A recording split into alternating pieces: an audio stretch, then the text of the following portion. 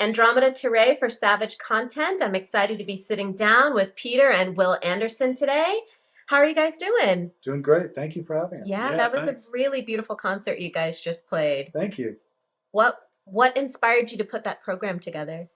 Well, my brother and I have had the opportunity to produce a lot of shows together, to kind of craft the idea of the show, to put the music together, to put a script together, and kind of make the whole thing a cohesive kind of experience. And this one is probably our favorite of all the shows we put together.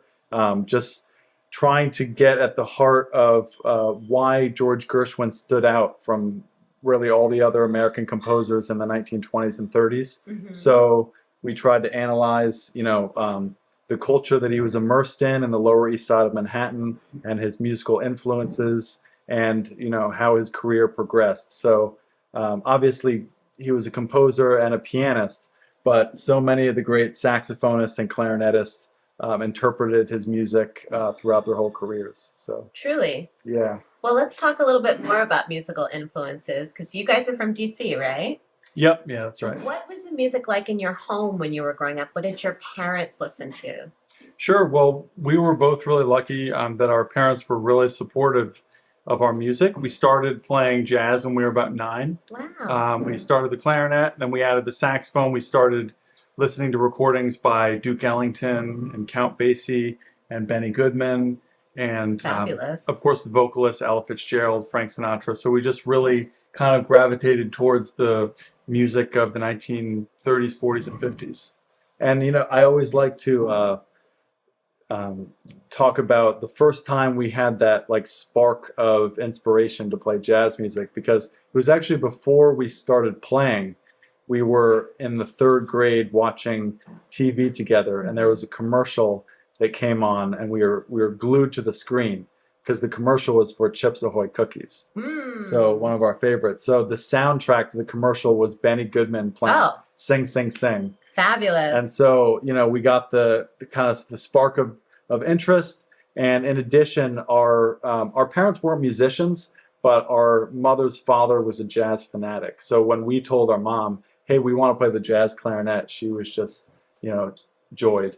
That's beautiful. Yeah. Do your parents listen to a lot of jazz, I'm guessing, then at home? Yeah. Our parents are into a lot of classic music. I mean, they're really into the Beatles and a lot of bands that were, during their generation. But yeah, they really supported us getting into the big bands of the 30s, like I mentioned, Count Basie, Ellington. So they really kind of fueled our interest in that music. And they also, in addition to that, we watched a lot of classic movies. My mom loves Henry Mancini. Oh, yeah. They both love Woody Allen movies. So also the movies that we watched, we kind of absorbed a lot of the music from that. Those are both fabulous, great soundtracks. Yeah, definitely. Yeah. How did you guys influence each other in terms of early musical development? Well, like I mentioned, we both started when we were 9. Yeah. And growing up in the same household as another sibling that's playing music, well, when the other one's practicing, you can hear that they're practicing, and that makes you think, well, they're getting ahead, so I better start practicing.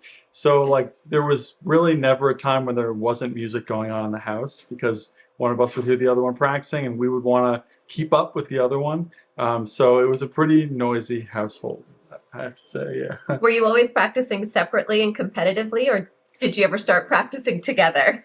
Well, I mean, yeah, a lot of times people ask us, when you were younger, were you competitive?